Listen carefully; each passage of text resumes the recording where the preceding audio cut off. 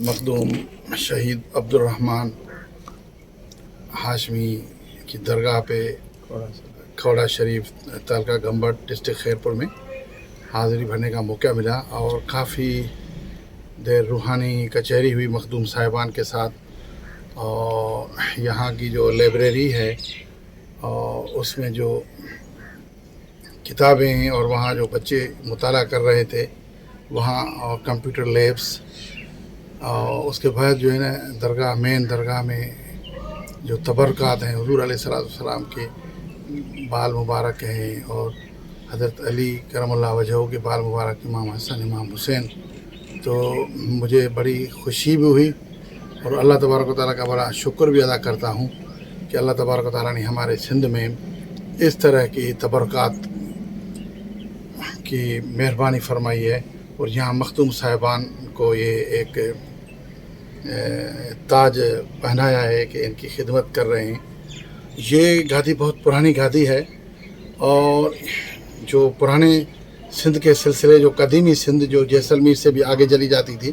اور شاید بہاولپور اور ملتان سے آگے اور ڈیرہ اسماعیل تک اور یہاں ڈیرہ بگٹی تک اور لس بیلے تک جب سندھ تھی اور کافی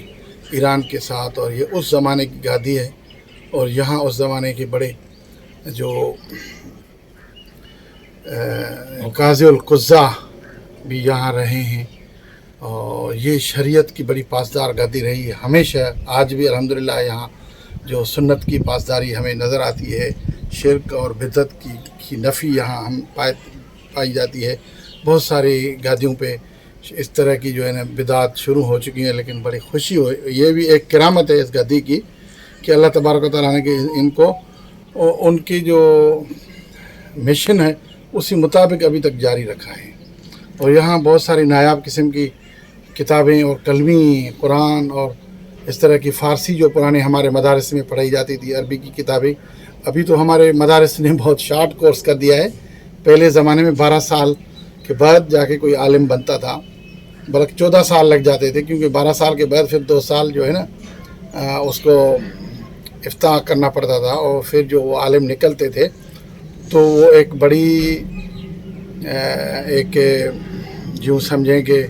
عظیم شخصیت بن کے نکلتے تھے. الحمدللہ آج بھی علماء موجود ہیں، بڑا کام کر رہے ہیں، بہت بڑی محنت کر رہے ہیں. اور یہ گادی اس حوالے سے علم اور عقل اور جو جدید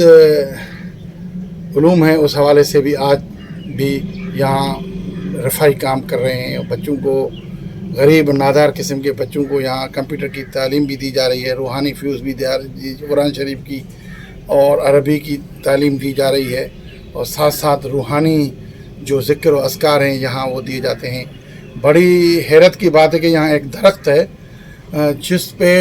کہ ہر پتے پہ محمد صلی اللہ علیہ وسلم کا نام لکھا ہوتا ہے، اور جو عربی کی جو رسم الخط ہیں 5،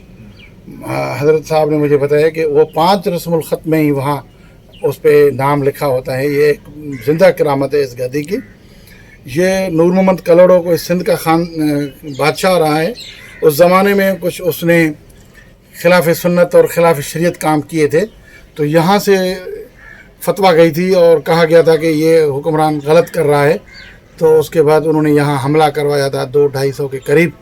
یہاں کے بڑے بڑے متقی اور پرہیزگار ولی، عالم اور حافظ مخدوم صاحب کے ساتھ شہید ہو گئے تھے، جن کی قبریں بھی یہاں ہیں.